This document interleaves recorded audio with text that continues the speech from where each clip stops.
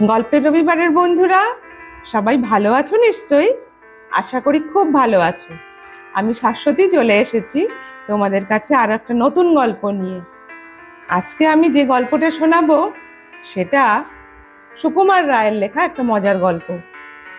তবে তার আগে যারা আমার চ্যানেলে নতুন বন্ধু তারা অবশ্যই চ্যানেলটাকে সাবস্ক্রাইব করে নিও আর পাশে থাকা বেল আইকনটা একবার ক্লিক করে দিও, যাতে কোনো গল্প আপলোড করলে তা সঙ্গে সঙ্গে পৌঁছে যায় তোমাদের কাছে।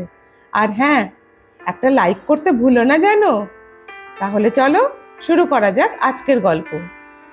আজকের গল্প হলো সুকুমার রায়ের লেখা বুদ্ধিমানের সাজা। আলী সাকালের মতো ওস্তাদ আর ধূর্ত নাপিত সেই সময়ে মেলা ভার ছিল। বাগদাদের যত বড় লোক তাকে দিয়ে খেউরি করাতেন। গরিবকে সে গ্রাহ্যই করতো না মোটে। একদিন এক গরিব কাঠুরে ওই নাপিতের কাছে গাধা বোঝাই করে কাঠ বিক্রি করতে এলো। আলী সাকাল কাঠুরেকে বলল, তোমার গাধার পিঠের যত কাঠ আছে সব আমাকে দিয়ে দাও, আমি তোমাকে 1 টাকা দেব। কাঠুরে তো তাতেই রাজি হয়ে গেল। গাধার পিঠের কাঠ সে নামিয়ে দিল। তখন নাপিত বলল, সব কাঠ তো দাওনি, গাধার গদিটাও তো কাঠের তৈরি, ওটাও দিতে হবে। কাঠুরে তো কিছুতেই রাজি হলো না, কিন্তু নাপিত তার আপত্তি গ্রাহ্যই করলো না। গদিটাকে জবরদস্তি কেড়ে কুড়ে কাঠুরের কাছ থেকে নিয়ে নিল। তারপর কাঠুরেকে 1 টাকা দিয়ে বিদেয় করলো।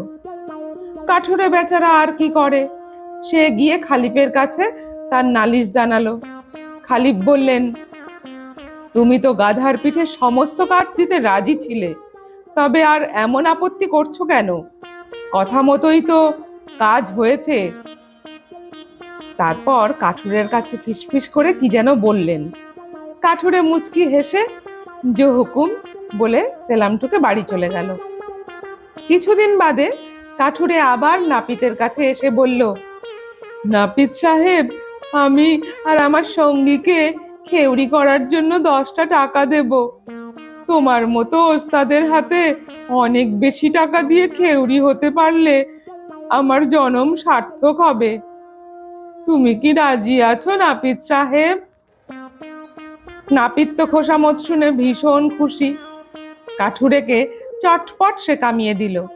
তারপর বলল, ওই হে, তোমার সঙ্গী কোথায়? কাঠুরে তাড়াতাড়ি ছুটে গিয়ে গাধাটি এনে হাজির করলো। নাপিত তো গাধাকে দেখে বেজায় চটে গেল। দাঁত মুখ খিচিয়ে ঘুষি বাগিয়ে বলল, এত বড় বেয়াদবি আমার সঙ্গে? সুলতান, খালিফ, আগাবেগ যার হাতে খেউরি হওয়ার জন্য সর্বদাই খোশামত করে, সে কিনা গাধাকে কামাবে? বেরো, বেরো এখনই। কাঠুরে নাপিতের কথায় তো কোনো উত্তর না দিয়ে শটান গিয়ে খালিফের কাছে হাজির। খালিফ তার নালিশ শুনে আলী সাকালকে ডেকে পাঠালেন। নাপিত এসেই হাত জোর করে বলল, দোহাই ধর্মবতার, গাধাকে কি কখনো মানুষের সঙ্গী বলে ধরা যেতে পারে? খালিফ বললেন, না, তা নাও হতে পারে, কিন্তু গাধার পিঠের গদিও কি কখনো কাঠের বোঝার মধ্যে ধরা যেতে পারে? তুমি কি এ কথার জবাব দেবে? নাপিত তো একেবারে চুপ। কিছুক্ষণ বাদে খালিফ বললেন, কই হে, আর দেরি কেন? গাধাকে কামিয়ে ফেলো চটপট।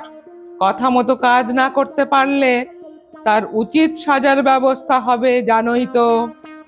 নাপিত বেচারা আর কি করে, গাধাকে বেশ করে খুর বুলিয়ে কামাতে লাগলো।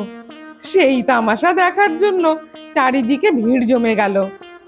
কামানো শেষ হতেই নাপিত অপমানে মাথা হেঁট করে বাড়ি পালালো। কাঠুরেও তো ন্যাড়া গাধায় চড়ে নাচতে নাচতে বাড়ি চলে এলো।